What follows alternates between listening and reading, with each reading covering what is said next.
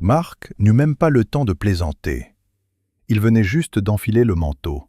Un geste banal, un sourire dans le miroir du couloir. « Pas mal, hein ?» lança-t-il. 2 secondes plus tard, son sourire disparut. Ses doigts se crispèrent sur le col. « Attends, c'est bizarre. » Il gratta sa nuque, puis plus fort, comme si des fourmis couraient sous sa peau. « Ça brûle. Julien, ça brûle !» Je crus d'abord à une blague. Marc adorait exagérer, mais son visage changea trop vite, rouge, puis pâle. Ses yeux se mirent à pleurer sans raison. Il respirait mal, pas comme quelqu'un qui panique, comme quelqu'un à qui l'air manque vraiment. « Enlève-le tout de suite !» Il arracha le manteau et le jeta au sol comme si c'était un animal vivant. Sa peau se couvrait déjà de plaques, ses mains tremblaient. « J'étouffe !» Mon estomac se retourna. Ce n'était plus drôle, plus du tout. Je l'attrapai par les épaules. « Assieds-toi, respire, calme-toi. » Mais moi-même, je n'étais pas calme. J'appelais les urgences. Ma voix ne sonnait pas comme la mienne, trop aiguë, trop rapide. Pendant qu'on attendait, Marc restait penché en avant, haletant, les yeux fermés. Ses bras étaient couverts de taches rouges, comme une brûlure invisible.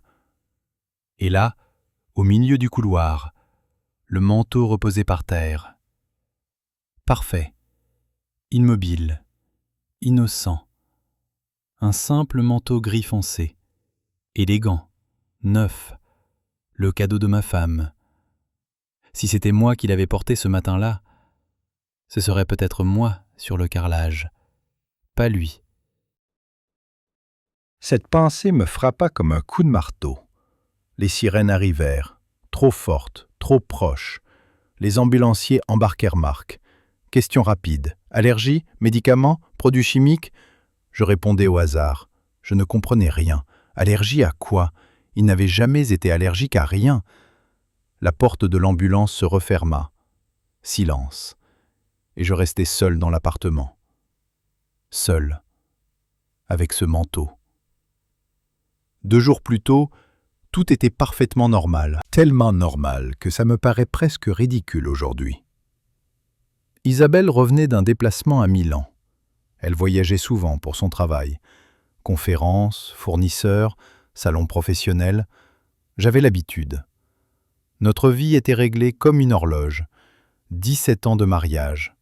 Pas spectaculaire, mais solide. Du moins, c'est ce que je croyais.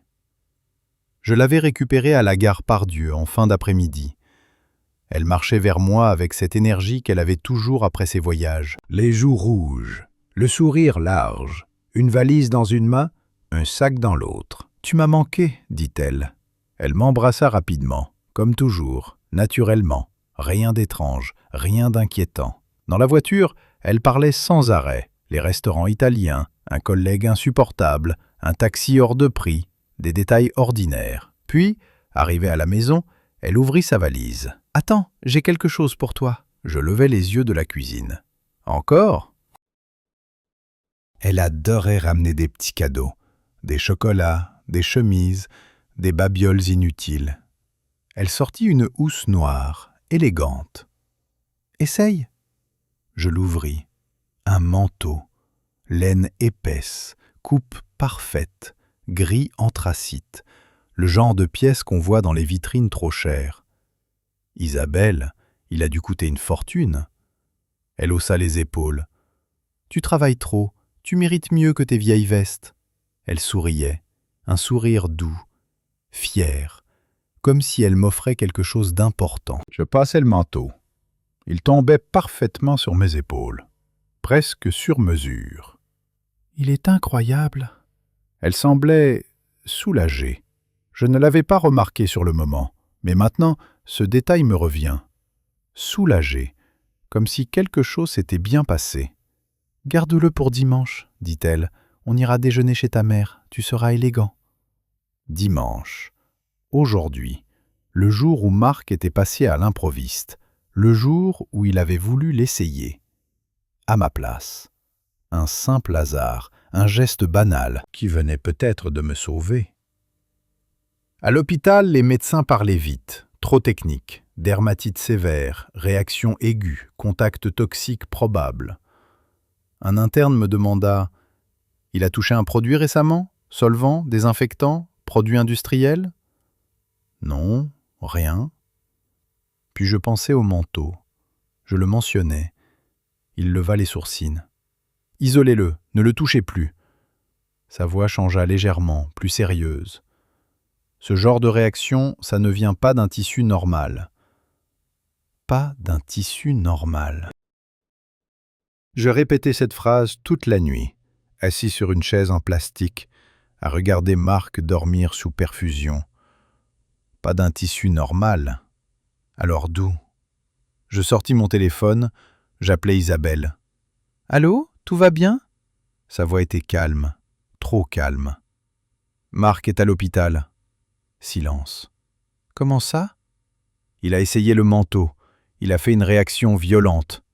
Encore silence. Une seconde de trop, puis « Le manteau? C'est impossible. Il est neuf. Impossible. » Elle répéta ce mot 2 fois. Pas « Comment va Marc ?» Pas « J'arrive », juste « Impossible ». « Tu l'as acheté où exactement ?» demandai-je. « Dans une boutique à Milan. Pourquoi ?» Sa voix était un peu plus tendue, subtilement. Les médecins parlent de substances chimiques. Cette fois, elle respira plus fort. Je l'entendis. « Tu l'as encore à la maison ?» La question sortit trop vite, comme si c'était la seule chose importante. Je regardais le sol de la chambre d'hôpital. Mes mains devinrent froides. « Oui. »« Ne le touche pas, » dit-elle immédiatement. Trop immédiatement. « Attends que je rentre. On verra ensemble. On verra ensemble. Pourquoi attendre? Pourquoi pas maintenant ?» Quelque chose, très discret, commença à bouger dans ma tête. Une petite fissure. Rien de clair, juste une sensation. Comme quand on sent qu'une porte n'est pas complètement fermée et qu'un courant d'air passe dessous. Je ne savais pas encore que cette fissure allait tout changer. Mais pour la première fois depuis 17 ans, je rentrais chez moi avec la désagréable impression que quelque chose, dans ma propre maison, n'était plus à sa place. Je rentrais chez moi tard dans la nuit. L'immeuble était silencieux comme toujours après 23 heures.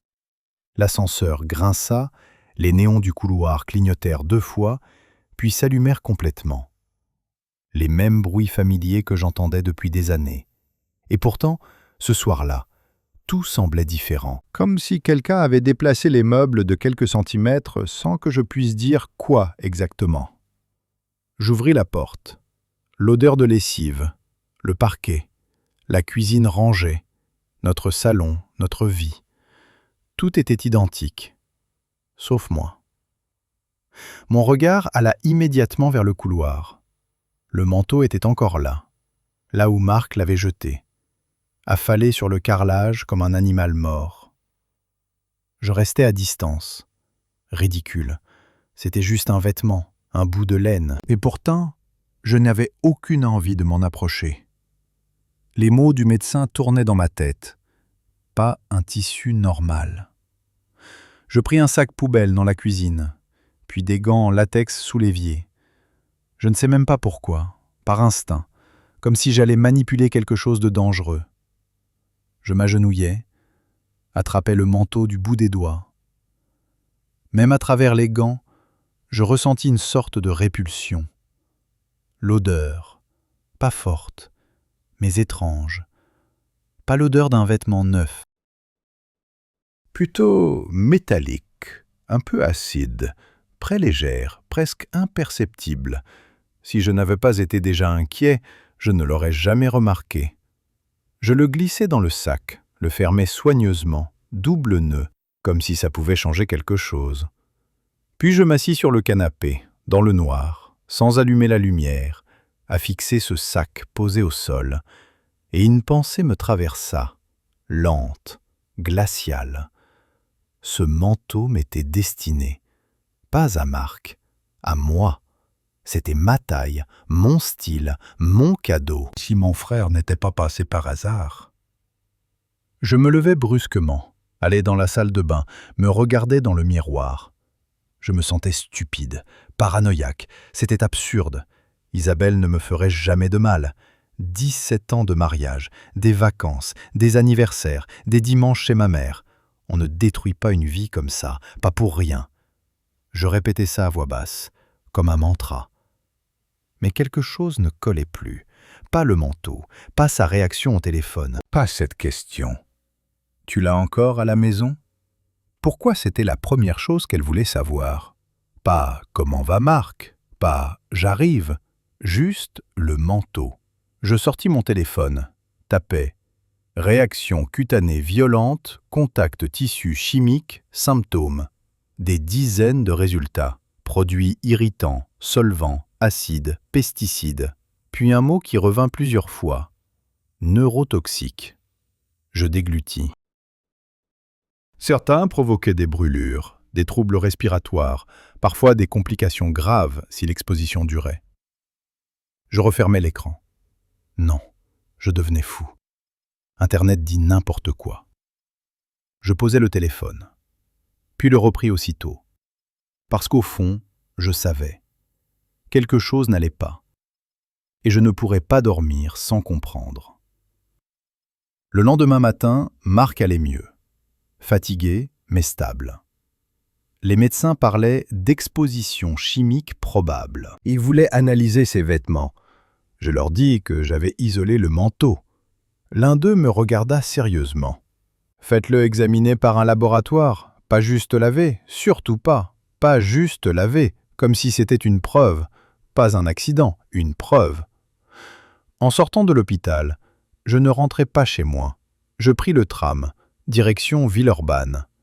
Un ancien camarade de fac travaillait maintenant dans un petit laboratoire privé d'analyse industrielle. Pas la police, pas officiel, juste discret. Je ne voulais pas créer un drame pour rien, pas encore. Je voulais une explication simple. Un produit mal stocké, une contamination en boutique, n'importe quoi. Quelque chose de logique, quelque chose qui innocentait Isabelle. Le laboratoire se trouvait dans une zone d'activité grise. Bâtiment sans charme, odeur de produits chimiques. Ça me rassura presque. Au moins ici, les choses avaient des explications scientifiques, pas émotionnelles. Paul m'ouvrit. Même lunettes. Même air fatigué. « Julien, ça fait une éternité. Qu'est-ce que tu fabriques ici ?» Je levai le sac. « J'ai besoin d'un service. » Un peu bizarre. Il sourit. « Les services bizarres sont les plus chers. Je te paie un café pendant 10 ans. » Il rit, puis vit mon visage. Arrêta de rire. « Ok, montre. » On posa le manteau sur une table inox. Sous la lumière blanche, il semblait normal, parfait, presque luxueux. J'eus presque honte d'être là. Peut-être que j'exagérais. Peut-être que Marc avait juste fait une allergie stupide. Paul enfila des gants, découpa un petit morceau de tissu à l'intérieur, le plaça dans une boîte. « Je lance une analyse rapide. Reviens dans 2 heures. » 2 heures. Les 2 heures les plus longues de ma vie. Je marchais dans le quartier, sans but. Café trop amer. Cigarette alors que j'avais arrêté depuis des années. Je regardais les gens passer. Des couples, des familles, des vies simples, normales.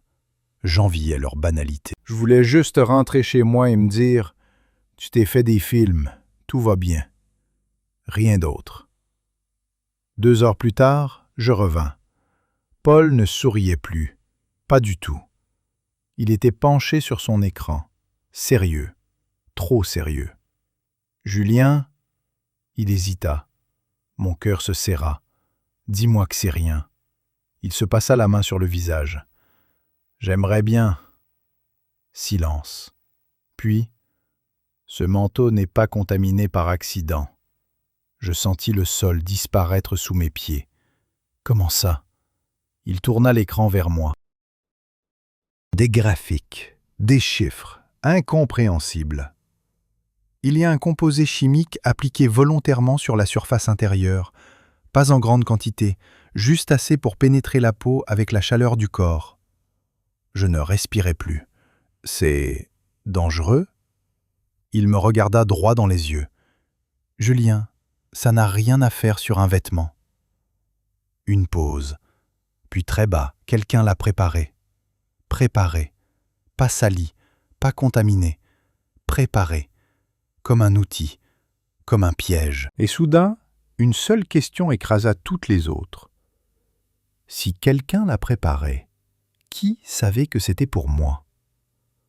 Le mot resta suspendu dans l'air. Préparé. Pas contaminé, pas accidentel. Préparé. Comme un objet qu'on modifie volontairement, comme un mécanisme, comme un piège. Je fixais le morceau de tissu sous la lumière blanche du laboratoire. On aurait dit un simple manteau, élégant, presque chic. Un cadeau parfait. Et pourtant, d'après Paul, quelqu'un avait pris le temps d'y appliquer un produit précis, à l'intérieur, là où la peau touche directement, pas à l'extérieur, pas visible. À l'intérieur, là où personne ne regarde. « Tu es sûr ?» demandai-je. Ma voix était sèche. Il hocha la tête. « J'aimerais me tromper, mais non, c'est homogène, réparti exprès. Ce n'est pas une éclaboussure ou un accident de stockage. » Il zooma sur l'écran. « Et ça, c'est le pire. » « Quoi ?» « Il y a un agent qui facilite l'absorption cutanée. Ça aide le produit à pénétrer plus vite. » Je le regardais sans comprendre. Il traduisit simplement « Quelqu'un voulait que ça passe dans le corps. » Le silence devint insupportable. On entendait seulement le bourdonnement des machines. Mon cerveau cherchait désespérément une autre explication.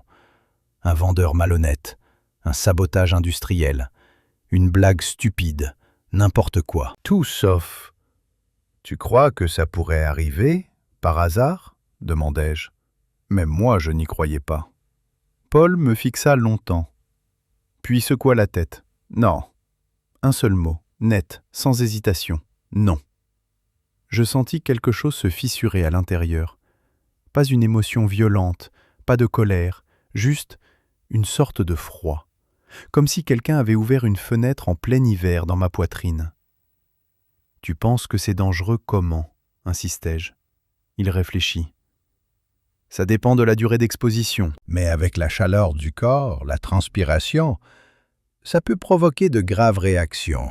Respiratoires, neurologiques. » Il s'arrêta. Il n'avait pas besoin d'en dire plus. Je compris. Si j'avais porté ce manteau toute une journée, dans le bus, au travail, au restaurant, personne n'aurait pensé à un vêtement.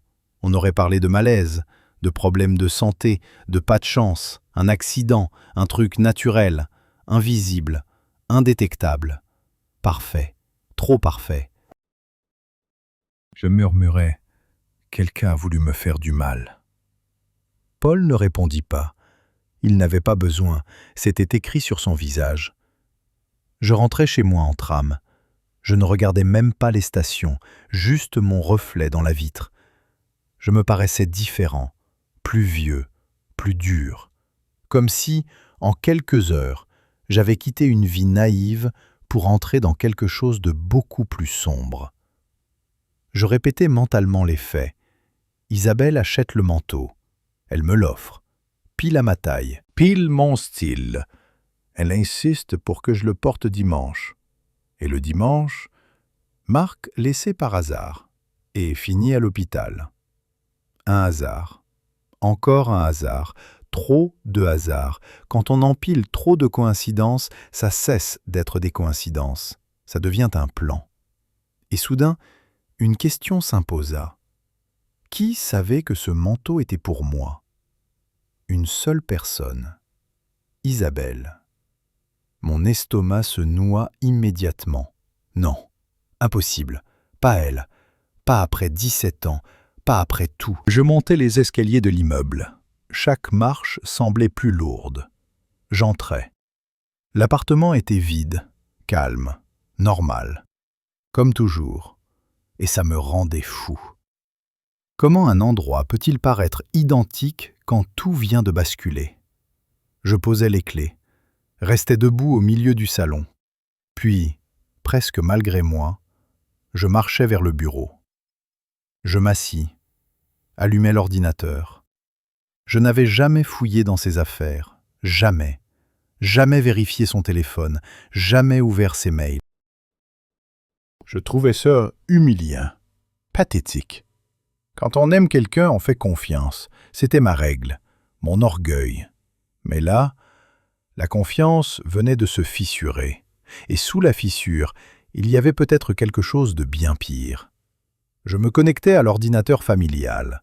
Son compte mail était encore ouvert, comme toujours, parce qu'on n'avait jamais rien eu à cacher, avant. Je parcourus rapidement. Factures, réservation d'hôtel, billets de train, normal. Trop normal. Puis je remarquai quelque chose. Une série de mails supprimés. Corbeille vidée récemment. Bizarre. Isabelle ne supprimait jamais rien. Elle gardait tout, même les pubs. Je le savais parce que je râlais souvent contre ces 12 000 messages non lus. Pourquoi nettoyer d'un coup?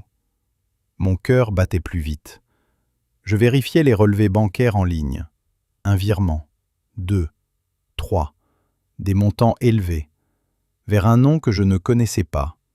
Ivan Petrov. Jamais entendu. Montant irrégulier. Pas des achats, pas des factures. Des transferts. Discrets. Espacés. Comme des paiements. Je sentis mes mains devenir moites. Je tapais le nom dans Google. Quelques résultats. Profil LinkedIn. Consultant chimie industrielle. Sous-traitant. Analyse de substances. Produits toxiques. Mon souffle se coupa. Chimie. Produits toxiques. Le laboratoire. Le manteau. Tout commençait à s'aligner. Trop bien. Trop parfaitement. Comme un puzzle qu'on ne voulait pas terminer. Parce que l'image finale ferait trop mal. Je continuais à fouiller, et puis je tombais sur un mail sauvegardé dans un ancien dossier. Peut-être oublié, peut-être mal supprimé. Court, très court, juste une phrase. Ce sera indétectable. Personne ne soupçonnera un vêtement. Daté de 3 semaines plus tôt. Expéditeur, Yvan. Destinataire, Isabelle. Je restais figé, relus la phrase 10 fois, indétectable, personne ne soupçonnera un vêtement. Mes oreilles se mirent à bourdonner, comme si tout le sang quittait ma tête. Je murmurais « Non, non, non », comme si répéter ça pouvait effacer les mots. Mais il restait là, froid, noir, définitif. Et pour la première fois depuis 17 ans, je ne regardais plus ma femme comme quelqu'un que j'aimais. Je la regardais comme une inconnue. Et une seule question tournait en boucle dans ma tête. Depuis quand elle préparait ça derrière mon dos? Je restais longtemps devant l'écran, sans bouger. La phrase brillait encore dans ma tête. Ce sera indétectable. Personne ne soupçonnera un vêtement. Plus je la relisais, plus elle devenait précise. Clinique. Pas une blague, pas une métaphore, une instruction, un plan. Et le pire, c'était le ton. Calme, professionnel, comme si on parlait d'un colis ou d'un devis, pas d'un être humain. Je fermais les yeux, essayais de respirer lentement. 17 ans, 17 ans de repas ensemble, de films sur le canapé, de Noël chez mes parents, de vacances sur la côte. Comment tout ça peut cacher ça? Mon cerveau refusait d'accepter. Il cherchait encore une autre explication. Peut-être qu'elle faisait des recherches pour son travail. Peut-être que ce type était juste un fournisseur. Peut-être que je mélangeais tout. Mais au fond, je savais. Quand trop de pièces s'emboîtent parfaitement, ce n'est plus une coïncidence. C'est la vérité. Et la vérité me donnait envie de vomir. J'entendis la clé tourner dans la serrure. Mon cœur bondit si fort que j'eus l'impression qu'on pouvait l'entendre dans tout l'appartement. Isabelle. Je refermai l'ordinateur immédiatement, trop vite, comme un enfant pris en faute. Ridicule, c'était moi la victime, et pourtant je me sentais coupable. Elle entra. « Julien, tu es là ?» Sa voix normale, douce, habituelle. Je sortis du bureau. « Oui ?» Elle posa son sac, retira ses chaussures, les gestes familiers, automatiques. Elle s'approcha, m'embrassa sur la joue. Je faillis reculer. Mon corps voulait s'éloigner, par instinct, comme si je sentais un danger. mais je me forçais à rester immobile. « Comment va Marc ?» demanda-t-elle. Enfin, la question arrivait, mais trop tard, trop fabriquée. « Mieux, dis-je. » Je l'observais, chaque micro-expression, chaque battement de paupières, comme un policier. Je ne me reconnaissais plus. « Les médecins pensent à quoi ?»« Contact chimique ?» Elle hocha la tête, trop vite. « Tu vois, je t'avais dit que c'était sûrement un produit dans l'entrepôt ou quelque chose comme ça. » Je fronçai les sourcils. Je n'ai jamais parlé d'entrepôt. Petit blanc. À peine une seconde. Mais je l'ai vu. Ce moment où son cerveau corrige une erreur. Enfin, je veux dire, on ne sait jamais, dit-elle en souriant. Un sourire fragile, pas naturel. Elle changea de sujet immédiatement. Et le manteau? Tu l'as jeté? Mon estomac se serra. Encore le manteau. Toujours le manteau. Pas mon frère. Pas moi. Le manteau. Non. Elle se figea. Pourquoi? Je voulais le garder, pour vérifier. Ses doigts se crispèrent légèrement sur son sac. Un détail minuscule. Mais je le vis. Je le remarquais maintenant, tout. Vérifier quoi? Demanda-t-elle. Sa voix était plus sèche. Juste au cas où. On se regarda, longtemps, et pour la première fois de notre mariage, il y avait quelque chose entre nous. Pas du silence, pas de la gêne, de la méfiance, pure, nette, comme un mur invisible. Elle détourna les yeux la première. « Je vais prendre une douche, » dit-elle. Et elle partit, comme si elle fuyait. Je restai seul dans la cuisine. Mes mains tremblaient légèrement. Je n'avais plus de doute, plus vraiment, mais je ne comprenais pas. Pourquoi? C'était la question qui me dévorait. Pourquoi elle ferait ça? On n'était pas riche, pas pauvre non plus, pas de dettes énormes, pas de disputes graves, rien qui justifie ça. Alors pourquoi? Je retournai à l'ordinateur. Ouvris nos dossiers administratifs. Assurance, impôts, crédit, tout ce que je n'avais jamais regardé en détail. Et là, je le vis. Un contrat récent. Assurance vie. Souscrit il y a 2 mois. Montant élevé, très élevé. Bénéficiaire unique, Isabelle. Date, 2 mois. Exactement quand ses voyages professionnels se sont multipliés. Je restai immobile. Puis je ris. Un petit rire nerveux, presque hystérique. Bien sûr, l'argent. Toujours l'argent. Pas la haine, pas la vengeance. Juste un calcul. Un chiffre. Ma vie transformée en montant sur un papier. C'était presque insultant. Je valais plus cher mort que vivant. Apparemment. Je m'assis, les coudes sur la table, le regard vide. Ce qui faisait le plus mal, ce n'était pas la peur, c'était la trahison. La personne avec qui je partageais mon lit, mes repas, mes secrets, planifiait quelque chose derrière mon dos. Calmement, méthodiquement, comme si j'étais un problème à résoudre. Pas un mari, pas un être humain, un obstacle. La douche s'arrêta. L'eau coula dans les tuyaux. Je pris une décision. Pas la police, pas encore.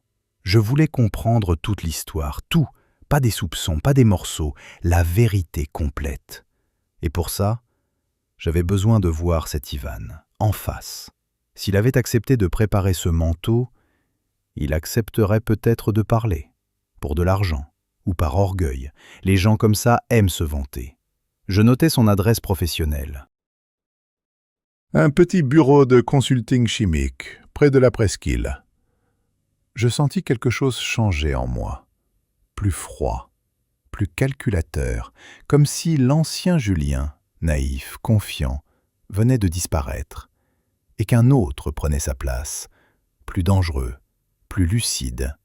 Si elle avait préparé quelque chose contre moi, alors moi aussi j'allais préparer quelque chose. Mais pas un piège, la vérité. Et cette vérité allait faire beaucoup plus mal qu'un manteau. Je dormis à peine cette nuit-là. Chaque bruit me réveillait. La chaudière, un scooter dans la rue, le plancher qui craque. À côté de moi, Isabelle respirait calmement, profondément, comme si rien n'avait changé, comme si notre vie était intacte. Je restais allongé sur le dos à fixer le plafond. Comment peut-on dormir aussi paisiblement quand on prépare quelque chose d'aussi froid? Ou peut-être que, pour elle, ce n'était pas froid. Peut-être que c'était logique, nécessaire, un simple calcul. Cette pensée me donna la nausée. Vers 4 heures du matin, je me levai sans bruit. Je m'habillai dans le salon. Pas de café, pas de petit déjeuner, juste cette urgence étrange d'avancer. Si je restais immobile, j'allais devenir fou. Le bureau d'Ivan se trouvait près de la presqu'île, dans une rue étroite coincée entre un cabinet d'avocats et une agence immobilière. Un immeuble propre, discret, parfait pour quelqu'un qui ne veut pas attirer l'attention. Plaque en métal. Consultant, analyse chimique, expertise industrielle. Professionnel, respectable, presque rassurant. Ça me donna envie de rire. Le mâle porte souvent des costumes très propres. Je restai quelques minutes de l'autre côté de la rue, à observer les fenêtres, à réfléchir. Qu'est-ce que j'allais lui dire? « Bonjour, vous avez essayé de m'empoisonner » Ridicule. Il nierait tout. Il fermerait la porte. Je n'aurais rien. Il me fallait autre chose. Alors j'improvisai. Je sortis mon téléphone, l'enregistreur audio. On ne sait jamais. Puis je traversai. Je poussai la porte. Une petite clochette tinta. Un homme leva la tête derrière un bureau. 45 ans environ, cheveux courts, barbe de 3 jours, chemise blanche. Ordinaire. Terriblement ordinaire. C'est ça qui me frappa. Les monstres ne ressemblent jamais à des monstres. « Bonjour, dit-il. Je peux vous aider ?» Sa voix était posée, polie. Je m'approchai. Mon cœur battait trop fort. « Vous êtes Ivan Petrov ?»« Oui. » « J'aurais besoin d'un conseil technique. » Il me fit signe de m'asseoir. « Je vous écoute. » Je posai mes mains sur la table pour cacher qu'elles tremblaient. Imaginons, quelqu'un voudrait appliquer une substance sur un vêtement, sans que ça se voie, mais pour qu'elle pénètre au contact de la peau. Il ne réagit pas immédiatement. Trop professionnel. Puis il haussa légèrement les épaules. « Ça dépend de la substance. » « Et ce serait détectable ?»« Pas forcément. » Toujours calme. « Il existe des solvants porteurs, ça disparaît visuellement. » Mon sang se glaça. Il parlait comme d'une recette de cuisine. « Pourquoi cette question ?» demanda-t-il. Je le regardai droit dans les yeux, et je dis la première chose qui me vint. « Parce que quelqu'un l'a fait pour moi. » Silence. Un vrai silence. Ses doigts cessèrent de bouger, une demi-seconde, à peine. Mais je le vis. Il se reprit. « Je ne comprends pas. » Je sortis une photo du manteau sur mon téléphone. « Ça vous dit quelque chose ?» Son regard s'arrêta dessus. Juste un instant de trop. Les gens innocents regardent normalement. Lui, il analysait. Comme s'il vérifiait, comme s'il reconnaissait son travail. Puis il détourna les yeux. « Non ?» Trop vite. Je me penchai légèrement, baissai la voix. « C'est étrange, parce que votre nom apparaît dans les mails de ma femme. » Bingo! Cette fois, il pâlit vraiment. Pas beaucoup, mais assez. « Je pense que vous faites erreur. » Elle vous a payé, plusieurs fois. Silence. Je continuai. Et un laboratoire m'a confirmé que le manteau avait été traité volontairement. Sa mâchoire se crispa, puis il soupira, longuement, comme quelqu'un de fatigué, pas effrayé, fatigué. « Écoutez, » dit-il doucement, « je ne pose pas de questions à mes clients. » Mon cœur s'arrêta. Il venait d'avouer, pas clairement, mais suffisamment. « Donc vous l'avez fait ?» Il haussa les épaules. « Je fournis des solutions techniques, c'est tout. » Des solutions techniques. Je répétais mentalement la phrase, comme si on parlait de réparer une machine, pas de détruire une vie. « Elle vous a dit quoi ?» demandai-je. Il hésita. Puis, peut-être par orgueil, Peut-être parce qu'il me pensait déjà condamné, il parla. Elle disait que son mari était malade, que ça devait paraître naturel, progressif, pas brutal. Chaque mot me transperçait. Malade, naturel, progressif. Donc elle avait déjà une histoire prête, un scénario. Je murmurais. Et vous avez accepté? Pour de l'argent? Il ne répondit pas. Son silence suffisait. Je me levai, mes jambes étaient molles, comme si je venais de courir un marathon. C'était réel. Tout était réel. Pas un cauchemar, pas un malentendu. Ma propre femme avait planifié ma disparition comme un dossier administratif, avec devis, prestataire, paiement. Je marchais vers la porte, puis je me retournai. Vous savez ce qui est le pire? Il ne répondit pas. Vous parlez de ça comme d'un travail. Je sortis, sans attendre, parce que si je restais une seconde de plus, j'allais faire quelque chose que je regretterais. Dans la rue, l'air était froid, mais je ne sentais rien, ni le vent, ni le bruit, ni les gens, juste un vide immense. La vérité était complète maintenant. Plus de doute, plus d'illusions, plus d'excuses. Il ne restait qu'une chose à faire. Rentrer et regarder Isabelle dans les yeux, sans peur, sans amour, juste avec la vérité. Et voir si elle aurait encore le courage de mentir. Je marchais longtemps sans vraiment savoir où j'allais. Les rues de la presqu'île étaient pleines de monde, comme tous les matins. Des gens pressés, des cafés qui ouvraient, des vélos qui passaient trop vite. La vie normale, indifférente. Personne ne savait que, pour moi, tout venait de s'effondrer. C'était presque insultant. Comment le monde te continuait comme si de rien n'était? Une femme riait au téléphone. Un homme achetait des croissants. Un couple se disputait devant un feu rouge. Des détails minuscules. Et moi, au milieu de tout ça, j'avais l'impression d'être devenu invisible. Comme si je marchais déjà en dehors de ma propre vie. Je m'arrêtais devant la Saône. L'eau coulait lentement, calme. Exactement comme Isabelle hier soir. Calme. C'est ça qui me hantait le plus. Si elle m'avait détesté, insulté, crié dessus, j'aurais compris. Mais non. Elle souriait, elle cuisinait, elle m'embrassait, tout en préparant ça. Cette duplicité me donnait plus froid que la peur elle-même. Je sortis mon téléphone, réécoutai l'enregistrement du bureau d'Ivan.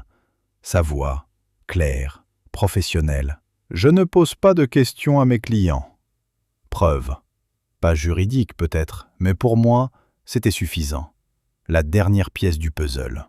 Plus de retour en arrière possible. Quand je rentrais à l'appartement, Isabelle était déjà là, assise à la table, son ordinateur ouvert, un café devant elle, comme d'habitude. Une scène tellement ordinaire que ça me donna presque envie de rire. Elle leva les yeux. « Tu es sorti tôt ?» ?»« Oui. » Je retirai ma veste, la posai lentement. Je voulais rester calme, pas exploser, pas crier. La colère aurait tout gâché. Elle aurait nié, pleuré, manipulé. Non. Je voulais du froid, du factuel, comme elle. « Marc rentre demain, dis-je. »« Tant mieux. » Petite gorgée de café, naturelle, trop naturelle. Je m'assis en face d'elle. Nos regards se croisèrent. Avant, je connaissais ce visage par cœur. Chaque ride, chaque expression. Maintenant, j'avais l'impression de regarder une étrangère. « Isabelle, dis-je doucement, tu connais un certain Ivan Petrov ?» La tasse s'arrêta à 1 centimètre de ses lèvres, une microseconde. Puis elle but quand même. « Non, pourquoi ?» Trop rapide, trop automatique. Je sortis mon téléphone, le posai sur la table, l'enregistrement prêt. Je ne le lançais pas encore. « C'est drôle, parce que ton compte lui a envoyé plusieurs virements. » Silence. Ses doigts se resserrèrent autour de la tasse. « Ah, ça, c'est un consultant pour le boulot. » Mensonge, immédiat, improvisé. Je hochai la tête. Un consultant en toxine? Elle cligna des yeux. Erreur, encore une. Elle ne savait pas que je savais, pas encore. Je ne comprends pas ce que tu racontes, dit-elle. Sa voix devenait plus sèche, moins douce. Je sortis une feuille, le contrat d'assurance. Je la posai devant elle. Ça non plus? Son visage perdit sa couleur, littéralement, comme si quelqu'un avait baissé la saturation. Elle ne parla pas. Je continuai, toujours calme, presque clinique. Assurance vie, gros montant, souscrite il y a 2 mois, bénéficiaire unique, toi. Elle avala difficilement. C'est normal, beaucoup de couples font ça. Oui, mais pas beaucoup font traiter un manteau avec un produit chimique indétectable. Cette fois, le silence fut total. Plus de défense, plus d'excuses prêtes, juste ce vide dans ses yeux. Je lançai l'enregistrement. La voix d'Ivan remplit la cuisine.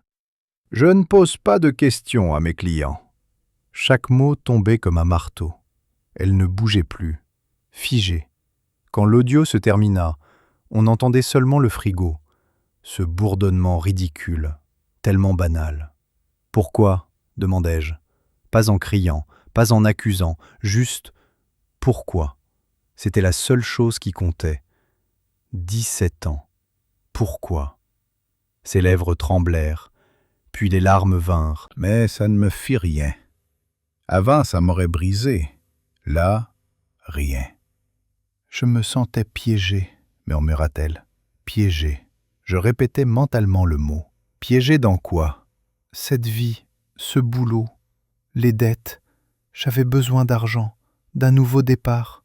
Sa voix se cassait. Et tu as pensé que disparaître ton mari était une solution?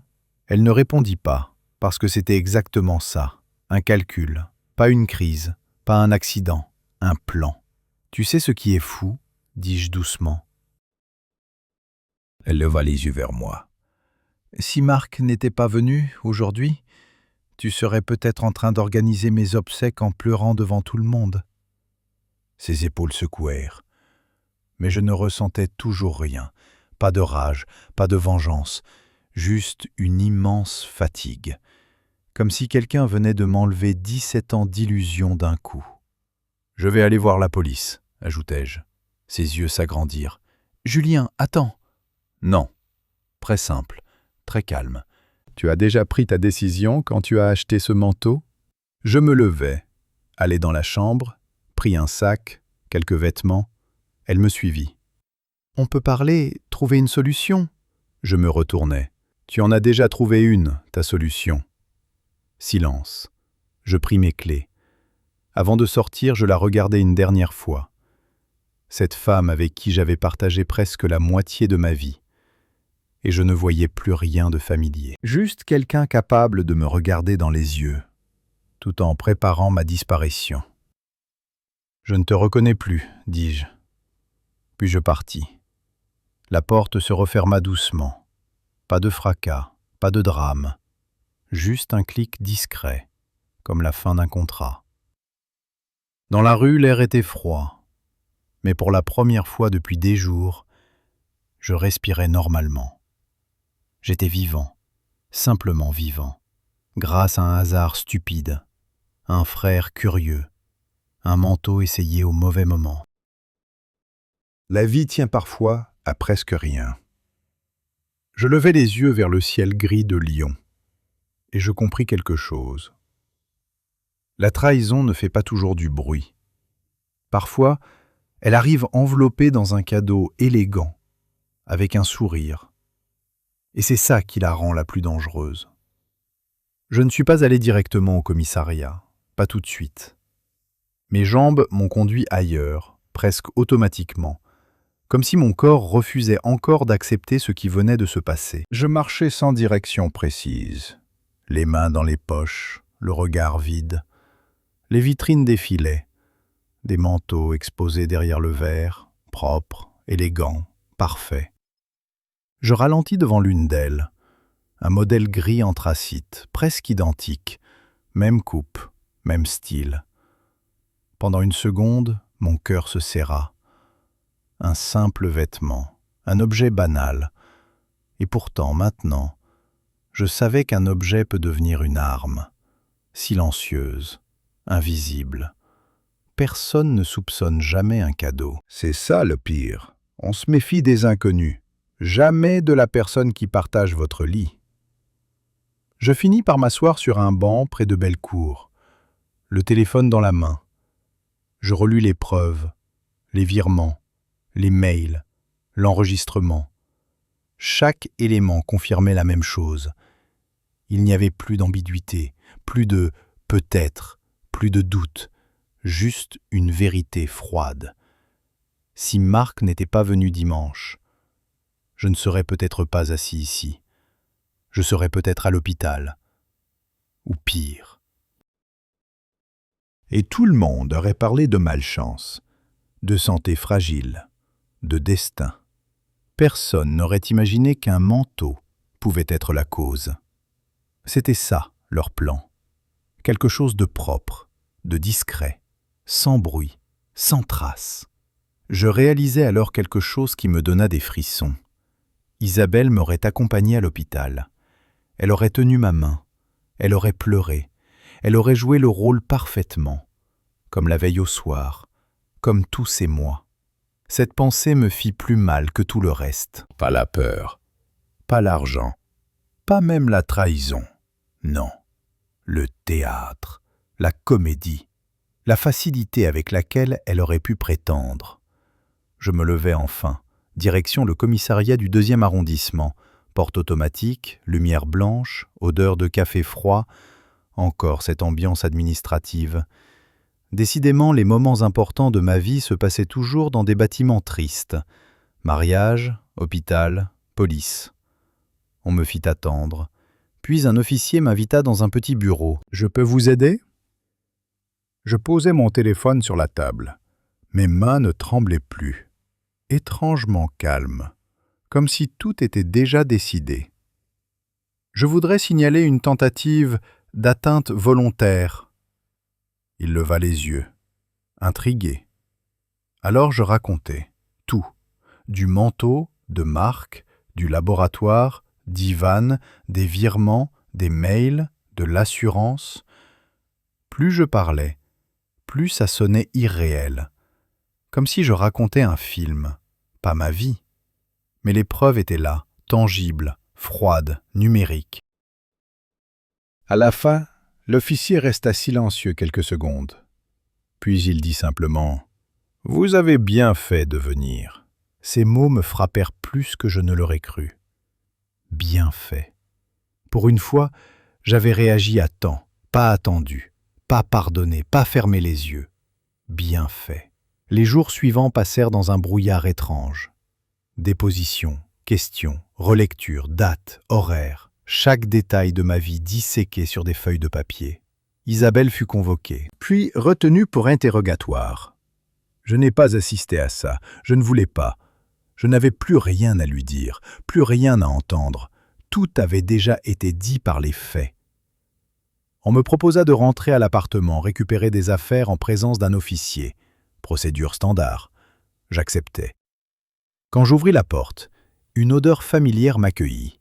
Café, lessive, notre parfum. Rien n'avait changé. Et pourtant tout était mort. Les photos sur le mur, nos vacances, nos sourires. Je les regardais comme des images d'inconnus. Comme si ce couple n'avait jamais existé. Comme si j'avais rêvé ces 17 années. Dans le couloir, le sac plastique contenait encore le manteau, scellé, étiqueté comme une pièce à conviction. Je le fixais longtemps. C'était presque ironique. Ce qui devait me faire disparaître était devenu la preuve qui la ferait tomber. La vie a parfois un humour très sombre. Je pris quelques vêtements, mon ordinateur, 2 ou 3 souvenirs, pas plus. Le reste pouvait rester. Ce n'était plus chez moi, juste un décor vide. Le soir, chez Marc, je m'installai sur son canapé. Il me tendit une bière. « T'as eu chaud, frangin ?» Je hochai la tête. On ne parlait pas beaucoup, pas besoin. Parfois, le silence est plus honnête. Plus tard, allongé dans le noir, je fixais le plafond, exactement comme l'autre nuit. Sauf que cette fois, je savais. Je savais que j'avais frôlé quelque chose de très grave sans le voir venir. Et je compris une chose essentielle. Le danger ne ressemble pas toujours au danger. Parfois, il arrive avec un sourire, un baiser sur la joue et un cadeau soigneusement emballé. Depuis ce jour-là, je me méfie moins des inconnus et beaucoup plus des certitudes. Parce que ce n'est pas l'ombre qui m'a presque détruit. C'était la personne en qui j'avais le plus confiance. Et ça, c'est une leçon qu'on n'oublie jamais. Les premières nuits chez Marc furent étranges. Pas inconfortables, juste irréelles. Son salon sentait le café et le tabac froid. Le canapé grinçait quand je bougeais. Les voisins du dessus marchaient lourdement après minuit. Des bruits normaux. Mais pour moi, tout sonnait différent, comme si j'étais en transit, pas vraiment chez lui, plus vraiment chez moi non plus, entre deux vies, suspendues. Marc ne posait pas beaucoup de questions, c'était sa façon d'aider. Il me déposait un café le matin, laissait la télé allumée, faisait semblant que tout était normal. Je lui en étais reconnaissant. Parce que si quelqu'un me demandait « Comment tu te sens ?», je crois que j'aurais explosé. Comment on répond à ça ? Ma femme a essayé de me faire disparaître ? Ça ressemble à une blague de mauvais goût, pas à la réalité. Les policiers m'appelèrent 2 jours plus tard, voix neutre, professionnelle. « Monsieur Renaud, nous avons avancé sur votre dossier. » Dossier. J'avais maintenant un dossier, moi, ma vie résumée dans une chemise cartonnée. Ils avaient perquisitionné le bureau d'Yvan. Matériel saisi, produits chimiques, factures, échange de mails. Tout concordait. Trop bien. Beaucoup trop bien. Quand un plan est aussi propre, ça veut dire qu'il a été réfléchi longtemps. Cette pensée me glaça encore plus que le reste. Ce n'était pas un geste impulsif, pas une colère soudaine. C'était prémédité, organisé, budgétisé. On avait planifié ma disparition comme on planifie des vacances. Date, coût, étape. Je remerciai l'agent. Ma voix était étonnamment stable, comme si je parlais de quelqu'un d'autre. Le plus étrange, dans les jours suivants, ce ne fut pas la colère, ni la tristesse. C'était le vide. Un immense vide. Je m'attendais à être furieux, à vouloir hurler, casser quelque chose. Mais non, juste fatigué, comme après une très longue maladie. On croit que la trahison est un coup de couteau. En réalité, c'est plutôt une lente hémorragie. On se vide doucement, sans bruit. Un après-midi, je retournais seul à l'appartement. La police m'avait rendu les clés. Isabelle n'était plus là, partie chez sa sœur apparemment. Ou ailleurs. Je n'ai pas demandé. Je n'avais plus envie de savoir. J'ouvris la porte. Le silence me frappa immédiatement. Avant, ce silence m'apaisait. Maintenant, il m'oppressait. Chaque objet semblait me regarder. Le canapé, la table, les tasses. Tout racontait une histoire qui n'existait plus. Je passai la main sur le dossier d'une chaise. On avait dîné là des centaines de fois, discuté, ri, fait des projets. Et pendant tout ce temps, à partir d'un certain moment, elle savait. C'est ça qui me faisait le plus mal. Pas « pourquoi ?» mais « depuis quand ?» Depuis combien de repas elle souriait déjà en sachant? Depuis combien de nuits elle dormait à côté de moi avec ce plan dans la tête? Cette question me rongeait, parce que la réponse détruisait tous les souvenirs. Tout devenait suspect, tout devenait faux, même les moments heureux. Dans la chambre, l'armoire était à moitié vide. Elle avait pris ses affaires, pas tout, juste l'essentiel, comme quelqu'un qui sait qu'il ne reviendra pas. Sur la commode, il restait notre photo de vacances à Collioure. Le soleil, nos sourires, elle posée contre moi. Je la pris, la regardai longtemps, puis la reposai. Je ne voulais pas la garder, ce n'était plus un souvenir, c'était un mensonge encadré. Avant de partir, je passais par le couloir. Là où tout avait commencé, là où Marc avait jeté le manteau. Je m'arrêtais. Je revis la scène, ses mains rouges, sa respiration courte, les sirènes. Si ce jour-là j'avais été seul, personne n'aurait compris, personne n'aurait suspecté, un simple malaise, une coïncidence. La perfection du plan me donnait encore des frissons. Je murmurais presque pour moi-même. J'ai eu de la chance. Et je réalisais que c'était vrai. Pas du courage, pas de l'intelligence, juste de la chance. Parfois la vie tient à un détail ridicule. Un frère qui passe dire bonjour, un manteau essayé trop tôt, quelques minutes d'écart, c'est tout. Les semaines passèrent, la procédure suivait son cours. Avocat, papier, formalité, des mots froids. Séparation, plainte, divorce. Tout devenait administratif, comme si 17 ans pouvaient être résumés en formulaire. C'était presque comique. On se marie avec des papiers, on se quitte avec des papiers. Entre les deux, on croit que c'est de l'amour. Un matin, je me réveillais très tôt. La lumière entrait par la fenêtre du salon de Marc. Calme, silencieuse. Je restais allongé à écouter la ville se réveiller. Et pour la première fois depuis longtemps, je ne ressentais plus cette boule dans l'estomac.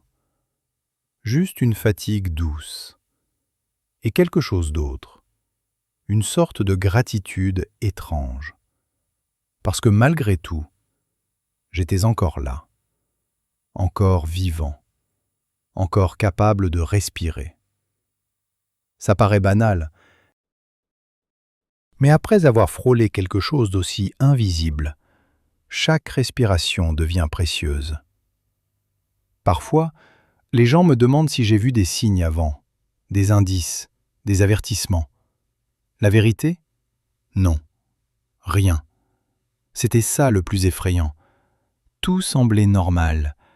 La confiance aveugle est confortable, mais elle est dangereuse. On ne voit rien venir. Aujourd'hui, je regarde les choses différemment. Pas avec paranoïa, juste avec lucidité. J'ai appris qu'un danger ne porte pas toujours un masque. Parfois, il vous offre un cadeau, avec un sourire, et vous dit « tu le mérites ». Et c'est précisément à ce moment-là qu'il faut commencer à se méfier. Les semaines ont fini par s'étirer comme un long hiver. Pas de drame, pas de cris, juste des démarches, des signatures, des rendez-vous. La vie qui se transforme en paperasse. C'était presque insultant. 17 ans d'histoire résumés à quelques formulaires et des cases à cocher. Situation matrimoniale, séparée. Je suis resté longtemps à regarder cette ligne. Séparée. Comme si on parlait d'un meuble qu'on déplace dans 2 pièces différentes, pas d'une vie brisée en 2. Je repris le travail. Il fallait bien. Les cartons, les palettes, les mêmes collègues, les mêmes blagues idiotes à la pause café. Personne ne savait. Ou presque. Marc avait gardé ça pour lui. Je lui en étais reconnaissant. Je ne voulais pas devenir le type dont la femme a essayé de le supprimer. Je voulais juste redevenir invisible, normal. Quelqu'un d'ennuyeux. Ça me suffisait largement.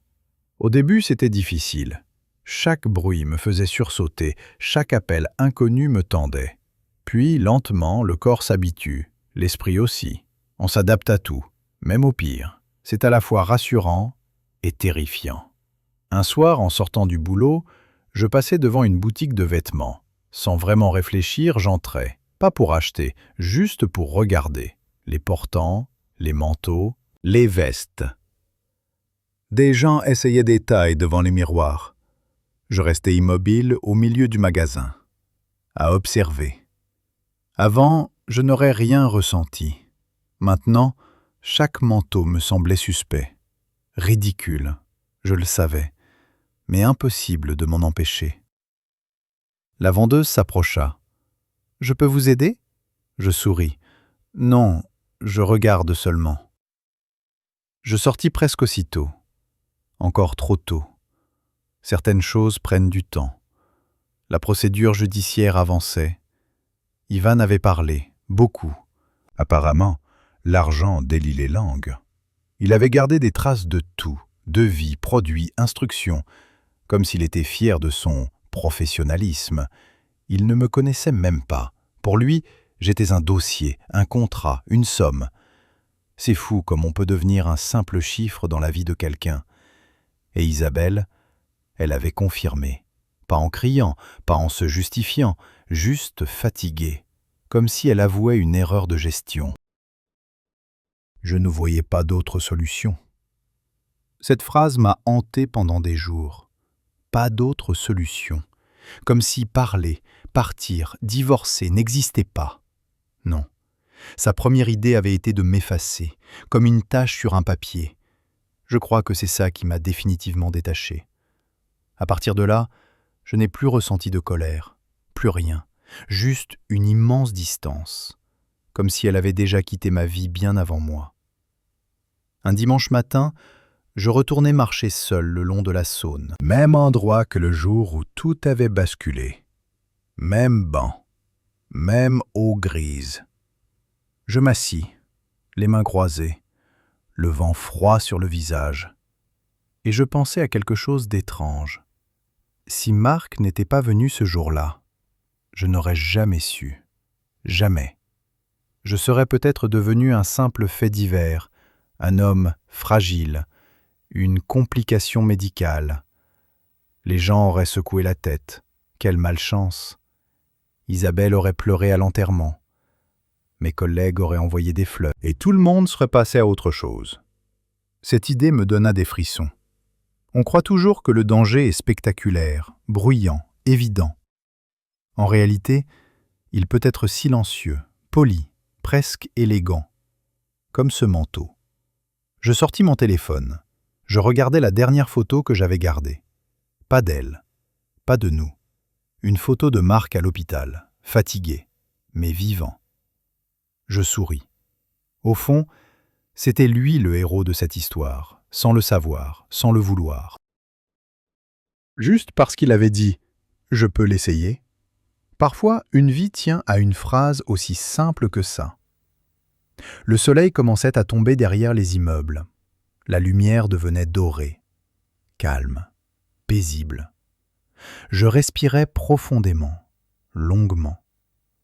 Pour la première fois depuis des mois, je ne ressentais plus cette peur sourde, plus cette impression d'être observé. Juste le présent, simple, brut. Être assis sur un banc, respirer, être en vie. Ça paraissait banal avant. Maintenant, c'était immense. Je me levai, les mains dans les poches, et je marchais lentement vers chez Marc, vers la suite. Sans plan précis, sans grandes ambitions, juste une certitude nouvelle.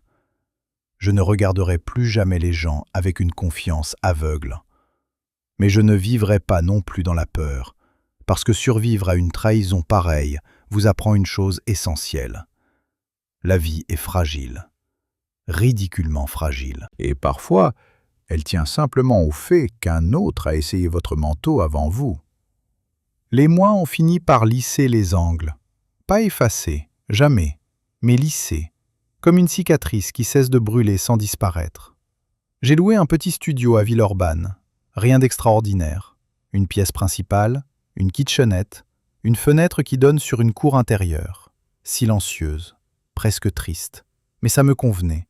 Je n'avais plus envie de grands espaces. Plus envie de souvenirs accrochés au mur. Juste un endroit neutre. Un endroit où rien ne s'était passé. Le premier soir, je me suis assis sur le matelas posé à même le sol. Une ampoule nue au plafond, une tasse, une fourchette. C'était tout. Et pourtant, je me suis senti plus léger que dans l'ancien appartement rempli de meubles. Parce qu'ici, rien ne mentait, rien ne faisait semblant.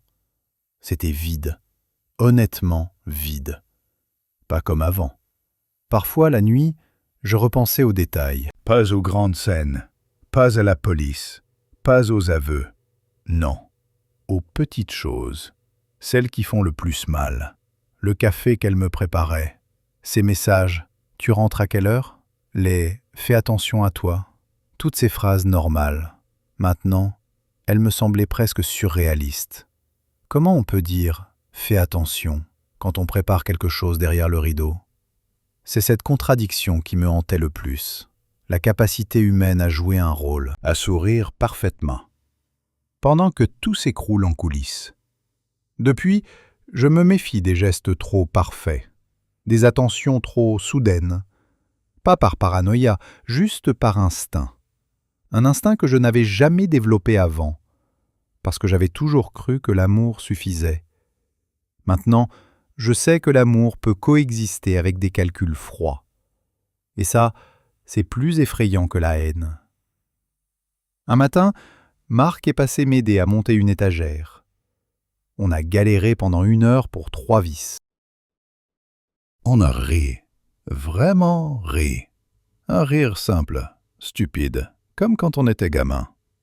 À un moment, il m'a regardé et il a dit « Tu sais, t'as eu une deuxième chance. » J'ai haussé les épaules.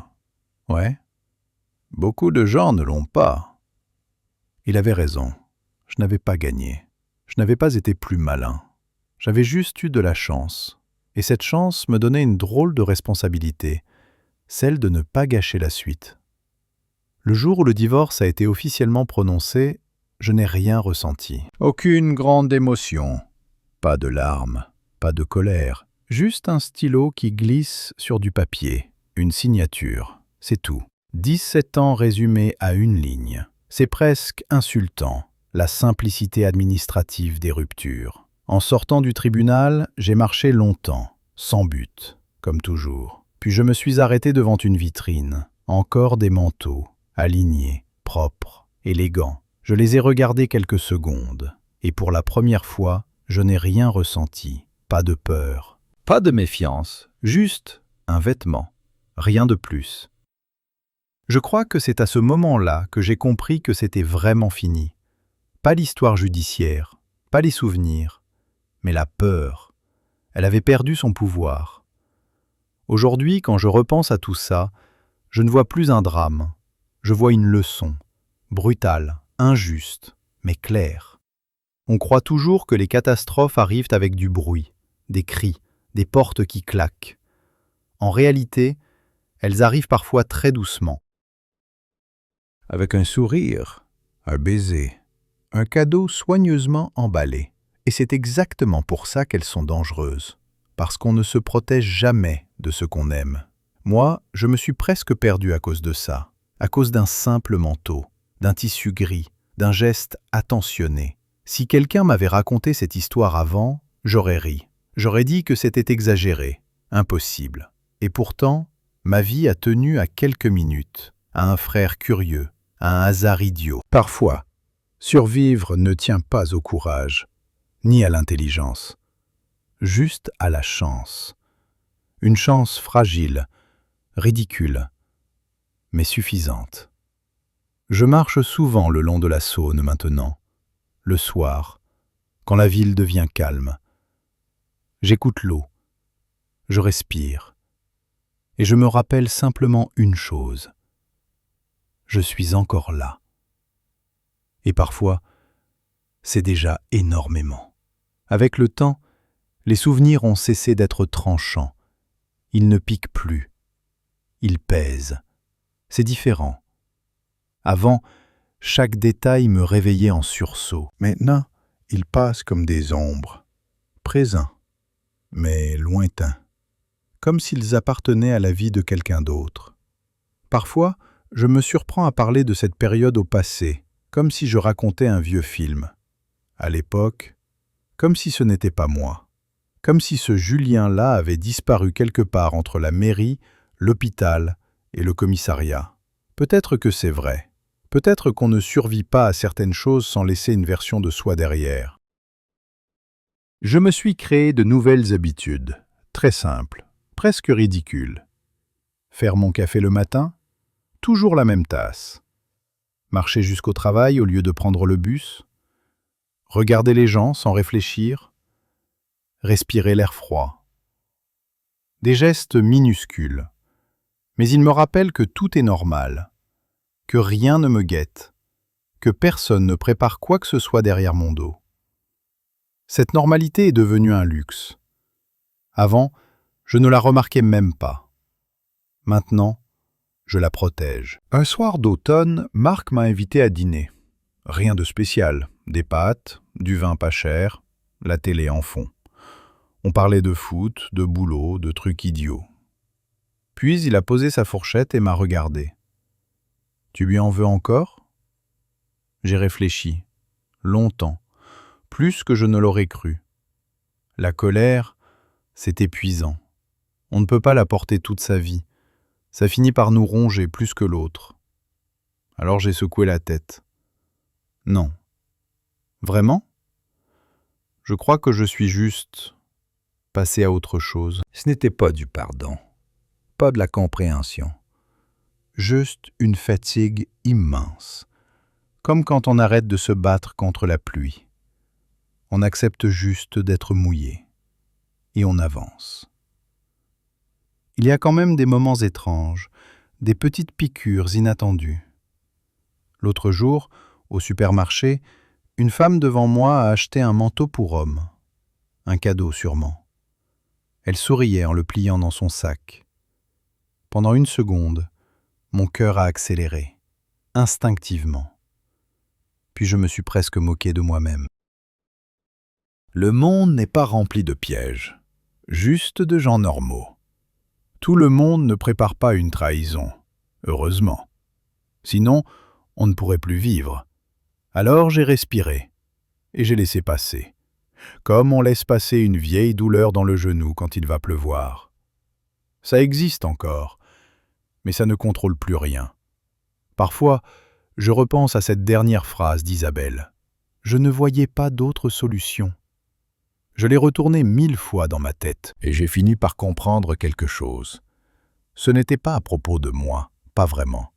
C'était à propos d'elle, de sa lâcheté, de son incapacité à affronter ses propres choix. Certaines personnes préfèrent détruire les autres plutôt que de changer leur vie. Moi, je n'étais qu'un obstacle pratique, un chiffre, une variable. Cette réalisation m'a libéré, parce que ça voulait dire que ce n'était pas ma faute. Je n'avais rien raté, rien vu venir. Je n'étais pas naïf. J'étais juste normal. Et parfois, être normal face à quelqu'un de froidement calculateur, ça suffit pour devenir une cible. L'hiver est arrivé doucement sur Lyon. Les matins froids, la buée sur les vitres, les manteaux ressortis des placards. Un soir, j'ai ouvert le mien, un vieux modèle usé, pas très beau, mais solide. Je l'ai enfilé. Il sentait la lessive, rien d'autre. J'ai souri. Un simple manteau, juste un vêtement, rien de plus. Et ce détail insignifiant m'a rendu étrangement heureux.